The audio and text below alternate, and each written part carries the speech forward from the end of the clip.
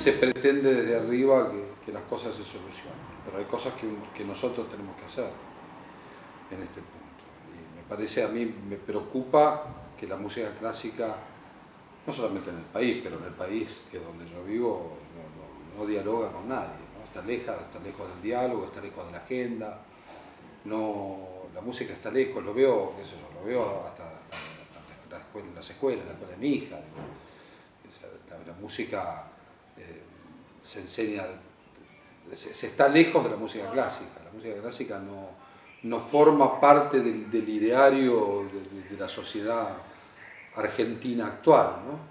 Y lo duro de esto no es porque la música clásica sea qué cosa importante, sino que se pierde una posibilidad de pensar. La música ayuda a pensar la vida, al mundo, al hombre desde otro lugar, desde un lugar muy subjetivo, abstracto, ¿no?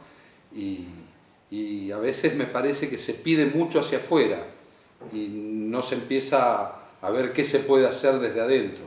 Mucha gente lo hace, pero desde las instituciones mismos, los organismos, los grandes organismos institucionalmente constituidos de este país, desde los mismos organismos no se genera ese espíritu, cosa que había antes, que existía, digo, no de una manera idílica, ¿no? Que lo de antes fuera mejor, pero había un sentido de pertenencia y un orgullo de pertenencia y una defensa de eso que se hacía, que hoy la veo un poco dejada de otro lado, y a veces se preocupan en cosas que son intrascendentes, como los turnos, por ejemplo. Digo.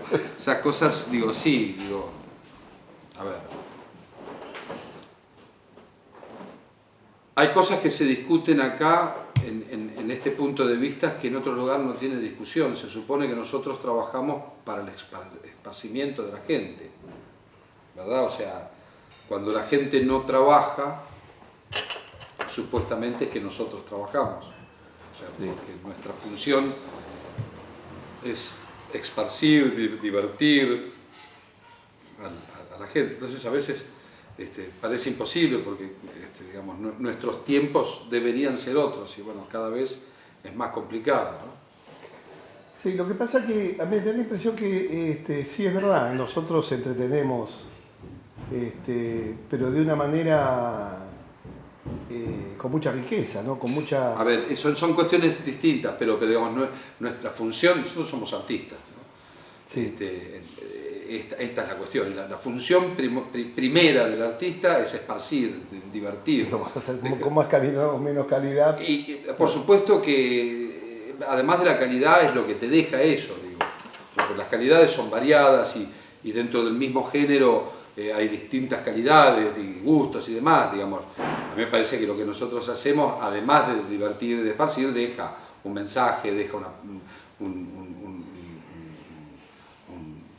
una posibilidad, además, digo, la música sinfónica o la música de cámara. Te da la idea de escuchar algo que no es programático, o sea, algo que no tiene una historia, que no tiene un texto, que te abre un mundo, que te abre o sea, la música te hace pensar el mundo, la vida desde otro lugar, ¿no?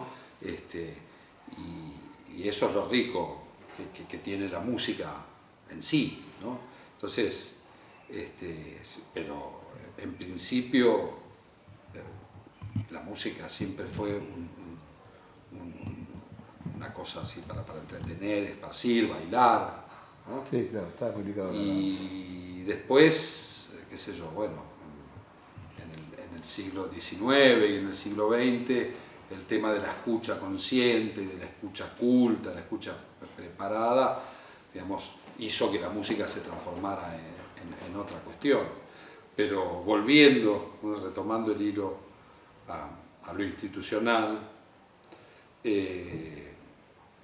a mí me parece siempre pensé que cuidar los espacios de trabajo era produciendo. Entonces, la producción me parece que en principio, y la producción propia, ¿no? Es en principio la base de una institución musical, porque es la forma que tiene la institución de devolverle al pueblo, que finalmente es quien nos banca, porque no son ni los gobiernos, ni los directores, ¿no? Es el público, el usuario, los miles que no acceden a ese lugar, ¿no? Esos miles que no acceden a ese lugar, de la única manera que se les puede devolver lo que aportan es produciendo y tratando de llegar a la mayor cantidad de gente posible. Si no, se transforma en un monólogo entre muy poquita, en un diálogo entre muy poquita gente, y una cosa así muy endogámica, ¿no? Que hablamos entre los mismos y para los mismos. Claro. Sí, sí. A mí me pasa, por ejemplo, yéndonos para otro lado, con la crítica. La gente se preocupa, uy, me salió una crítica mala. La crítica, en definitiva, es un diálogo entre el artista y el crítico. A nadie le interesa lo que escribe un crítico. O sea, nada. O sea, finalmente, lo mejor de una crítica es que salga, sea lo que sea, mala, buena, ¿no? Está ahí, está en un medio y dicen, hay tal cosa en tal lugar. Y la gente va, y después saca sus propias conclusiones. De última, la crítica, ¿viste? Es la opinión de un tipo sobre el trabajo de otro o de otros, digo, es muy relativo. Entonces, digamos, darle importancia a ese diálogo que hay entre dos personas me parece absurdo. Sí, está bien. Pero convengamos que... Me voy a mover un poquito. Sí, dale. Convengamos que también la gente tiene muchas veces una actitud muy facilista y ya le otorga al crítico, más allá de su función, digamos, la potestad de poner crucecitas, según las crucecitas voy o no voy. Yo descreo de eso. Mira, te voy a contar una anécdota nuestra del Colón. Sí, cuando yo estaba director del Colón, en el año 2007, que no teníamos la sala del teatro, que tuvimos que hacer una temporada afuera de sede, que hicimos una temporada en Coliseo, hicimos una versión de La Traviata con un director de escena muy interesante, que se llamaba Eric Villiers, un tipo que fue, además de eso, fue secretario artístico del Real de Madrid, dirigió la ópera de Lausanne, un tipo muy piola. Hizo 2 títulos en esos años, hizo Vespri Siciliani y después esa Traviata. Y me acuerdo que era una Traviata, una apuesta, digamos, yo le había pedido además que no hiciera una Traviata clásica, que digamos que estamos fuera del Colón, que había que producir un hecho. Entonces es una producción moderna, una producción ambientada en los años 20 en París, en La Coupole, que es un restaurante, un bar donde iban los surrealistas, y puso a la Traviata como si fuera Kiki de Montparnasse, y en el medio estaba todo el espíritu de Dalí, de Picasso, de Max Ernst, de los surrealistas, ¿no? Y por supuesto, digo, la Traviata era una meretriz, una cortesana, una prostituta. Hay una idea a veces que, viste, que esas cosas no, con la ópera digo, la gente pretende ver lo que cree que va a ver, y bueno, finalmente la Traviata es la historia de una prostituta, y la gente pretende que la Traviata se muera virgen, y no es el caso, ¿no? Entonces, pero bueno, en el estreno se armó medio un escandalete, algunos de los fundamentalistas de la tradición se expresaron, y Montero, un crítico, Juan Carlos Montero, que fue director de Colón, escribió una crítica lapidaria, tremenda, terrible, y Enrique Sirven, Sirven, ¿cómo se llama? Pablo Sirven, que era el jefe de página de espectáculos de La Nación, creo que es la primera vez en la historia que se le pone a una crítica del Colón una estrella, o sea, malo. Nosotros estamos hablando de esa apuesta, era el 150 aniversario de la creación del teatro. Era el 150 aniversario de la creación del teatro, del antiguo Teatro Colón, que funcionaba en el Banco Nación. Claro. Y yo me acuerdo que hicimos 10 o 12 funciones a sala repleta a partir de eso. O sea, el efecto que trataron de lograr se revirtió. Digamos, esa producción tuvo miles de problemas, tuvo problemas de elenco, en el medio una soprano que se nos escapó después del estreno, una historia increíble, porque esta mujer en realidad había aceptado el llamado, hubo un cambio de elenco, fue esas producciones que vos decís, nada salió, pasa. Entonces yo tuve que recurrir a buscar un reemplazo para la soprano original, que es una soprano muy conocida, se llama Nathalie Manfrino, francesa. Tuve que salir a buscar un reemplazo porque me canceló 15 días antes, entonces tuve que salir a buscar una que se llamaba Ushakova, que estaba estable en Stuttgart, pero estaba en el mismo tiempo comprometida, sin que yo lo supiera, ni el director de Stuttgart, que ella había aceptado esto. Ella estaba comprometida para hacer otra ópera en Stuttgart, y en medio de la producción se escapó para venir acá, y finalmente el día del estreno, estrenamos, ella se fue en el medio a ensayar, volvió el día del general, estaba loca. Estrenó, y a la mañana siguiente, sin cobrar, se escapó. Se fue a Ezeiza, cambió su pasaje y se volvió a Stuttgart. Y nosotros teníamos, no sé, eran 12 funciones todos los días, necesitaba 2 elencos, tenía un solo elenco. Y esta mujer se escapó, o sea, se fue. O sea, yo al otro día llamo al hotel para ver cómo estaba, después del estreno, qué sé yo. Me dijeron, no, la señora Ushakova se fue esta mañana. ¿Cómo se fue esta mañana? Sí, se fue, dejó el hotel esta mañana. Yo no podía creer.